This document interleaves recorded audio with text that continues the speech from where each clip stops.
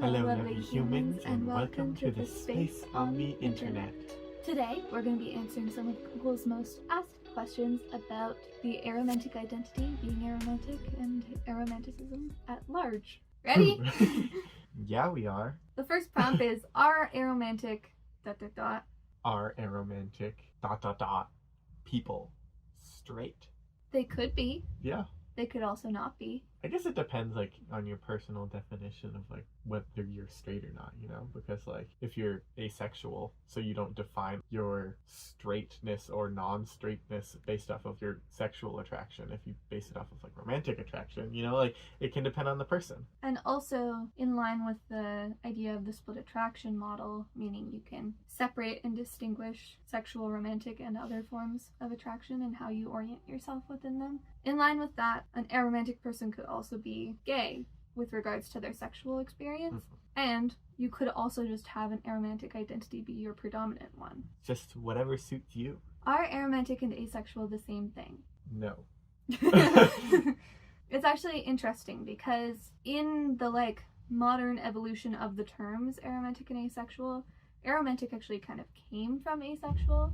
I can link an article I read through Aurea, basically the aromantic home base for online internet information, and they just talk about how there wasn't really yet a term to fully describe the experience of what we would now call aromantic asexuals, people who are both aromantic and asexual, as in experiencing little to no romantic and sexual attraction. So originally they had, I think, the way to describe it as being asexual, yeah, meaning you were nothing but asexual. But someone suggested that we use the word aromantic to describe that because it was this differentiation of being aromantic versus asexual, because a lot of asexuals would also identify as straight or gay or bi. Anyways, like I was talking about with the split attraction model, aromantic and asexual are generally considered to not be the same thing, but within one person, they could be a blended and inextricable experiences, yeah, but they could also be very, very different. Yeah. And you might be one, but not the other. Probably going to be a theme for a lot of these responses, that it's like, it depends. Moving on to the next prompt keywords. Do aromantics ... Do aromantics date? In classic fashion, it depends. Because, like, you can take us, for example, as, like, a QPR, where, like, a date is kind of defined by, like, the relationship between two people. It doesn't have to be inherently romantic or anything, but, like, we have a whole video of us going on, like, a QPR date, but we would not define that as a romantic date. Go watch our QPR date for more clarity surrounding this question about, like, us both being aromantic. What do we do on our dates? Because a date isn't inherently romantic. Yeah, we decide it's, like, more of an occasion, like, save the date, rather than something that's inherently romantic. So I think, the prompt for this question is probably somebody meaning it in a romantic way, like, do they partake in romantic dates? But it's like, there's also a whole spectrum of aromanticism and related identities. So as always, it depends. Yeah, because aromantic people might date, because it's not impossible for aromantic people to partake in romantic relationships and romance, despite how contradictory that might seem. And then also, there's a lot of aromantic people who aren't fully aromantic, as in they identify as something between aromantic and alloromantic, or with a specific experience on the aromantic spectrum, or as just being arospec, meaning maybe they do date in order to fulfill some sort of romantic experience that is kind of part of their identity. Do aromantics have crushes? I would say for the most part, no. Again, not impossible, for kind of the same reasons as before. You might identify as part of the aromantic spectrum, but still experience romantic attraction or engage in romance. Yeah. Going back kind of like to the split attraction model as well, like, you can experience attraction in many different ways. So, like, some people have adopted terms such as, like, squishes to, like, represent that equivalent to maybe a crush feeling for somebody who feels it romantically and somebody else who might feel it, like, aesthetically or in any other form of attraction, because it's, like, maybe more defined by its powerful uniqueness than its specific cause. I don't know, that wasn't very eloquent, but, like, I would say that generally aromantic people don't experience crushes, and that's often how people figure out they're aromantic. Yeah. is from a lack of experiencing crushes as your peers do. I think that's one of the hallmark experiences of the aromantic spectrum, but again, it's not like not a diagnostic criteria. Do aromantics fall in love? Some do. Yeah, depends on what falling in love means to you. Yeah, similarly, the next one is, do aromantics feel love? And both are true for a lot of people. There are people who are loveless aromantics, meaning that they don't identify with the concept of love or is experiencing love, which is also fine. It doesn't mean they're like cold-hearted, non-caring people. It's just a disconnect from the concept of love. Yeah. And then I would say probably the majority of aromantics do experience love in myriad forms, just mostly not romantic. Yeah, no, like every day people interact with all sorts of love. Like there's familial, platonic love, and the way you love your friends, and there can be kind of gray areas between platonic and romantic love, and it's kind of defined by the people who share that love. Do aromantics kiss? Come here. No, not like that. Now I have to redo it. No. If that wasn't example enough, we don't generally, unless it's on the cheeks. I mean, we kiss each other, just not on the lips, because I just don't like that. Yeah. You just want to like kissable. Some aromantics kiss. Again, I'd say it's kind of like dating, where it's not inherently romantic to kiss or even like make out with people. Yeah. So there's nothing stopping an aromantic person from doing that, other than if they just don't want to or don't enjoy it. Yeah, because some people like find themselves kind of like repulsed by like the romantic associations and connotations of that, but like at its root, like if that's not something that bothers an individual, it's really just like a sensory experience. So similarly, do aromantics like cuddling? I do. Squeeze. I really need the sensory input and pressure. Wait, come back.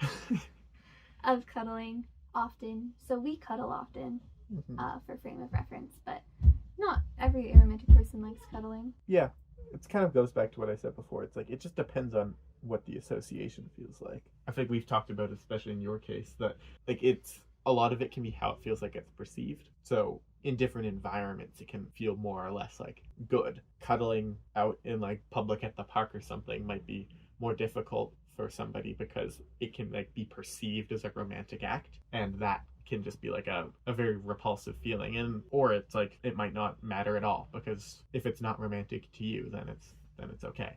So it just depends. Last one I want to answer on this prompt is, do aromantics get married? I don't think we plan on getting married unless it's for like tax reasons. Taxing reasons, like some sort of financial reason, because I just don't value marriage for myself. Like, yeah. I don't need that to define the nature of a relationship, especially since the nature of the relationship is not romantic.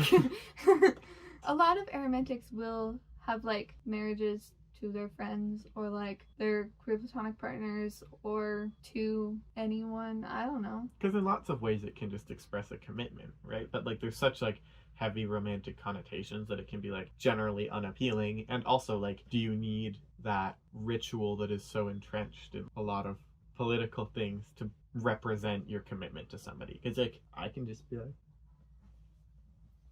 well, that's another sector of amatonormativity, is like the benefits being someone who can marry is like a privilege in our society, and like yeah, there's, I mean, a lot of reasons someone might not want to be married, but yeah, and there's also kind of social consequences to it. Yeah. Especially if it's viewed as like a life milestone. Yeah, it's a life milestone, and it's like entrenched in like the legal system, and there's like a whole bunch of weird stuff, and it's like if that's something that's like meaningful to an individual, like there's no reason that you can't. But there's also lots of people who just, it doesn't have to be the definition of their relationship. And the next prompt is, why do aromantic ... Why do aromantic people exist? In the same way anyone else exists. There's just natural diversity in terms of a lot of different things, like body shape and size and color and romantic orientation, and there's just a lot, like disability status, any medical conditions, like there's just diversity within any population. So that's why aromantic people exist. And also, let's be honest, would you really want a world without aromantic people? Yeah. I don't think so. The next one is, what does the aromantic flag mean? So the aromantic pride flag is this, and the colors symbolize a few different things. The green and light green represent the aromantic spectrum, and this website says that green is thought to be the opposite of red, a color commonly associated with romance. That makes sense. Yeah, I can see that. White represents platonic love and friendships. And gray and black represent the spectrum of different sexualities. Anyways, that's the meaning behind the aromantic flag. I actually really like the aromantic flag. I like it better than the asexual flag. Yeah. Personally. The next prompt is, how do aromantic relationships work? However aromantic people want them to. I mean, maybe don't want them to, but however it works out. Well, it's like, relationship is such a broad word. Like you have a relationship with your friends, you have a relationship with your family. So like, I just think people every day have all sorts of non-romantic relationships, but like there are so many other ways that you can feel very close to somebody, and like you can define like what parts you share. Like some things are just for one relationship, or some things are just for another, and that kind of like defines partly what a queer platonic relationship is, where it's like, by the way, if you don't know what a queer platonic relationship is, we have talked a lot about them, so check them out. Yeah, but it's like you don't inherently need romantic attraction between two people to like have a relationship. So like an aromantic relationship is just a relationship between two aromantic people, so it can take myriad forms. What does aromantic feel like? I think it can depending on the person, because like some might just define it simply as like the absence of like romantic feelings, but that's like, you can't feel the absence of a feeling, I guess. So like personally, it was defined more socially. There's a degree of, not necessarily ostracism, but like you feel disconnected to a lot of like hyper-romantic media, or like the way that your peers are engaging with romance. And so for me, it was marked kind of by like that disconnect, which can be an upsetting feeling, but there's also like a degree of like euphoria and good feelings and understanding like that you don't relate to that, and when you figure it out, and like being able to define your own relationships without something that makes you uncomfortable. It feels like the aromantic experience. We actually talk a lot more about this in this video. This one. We talk a lot more about our personal experiences, and we share some of the responses we got on an aromantic survey a while ago. Yeah, that all. I think that's all. That's all. That's all. We were having so much fun. It's over already. Farewell, lovely humans, and we'll see you next time in this space on the internet. Do, do, do, do, do, do.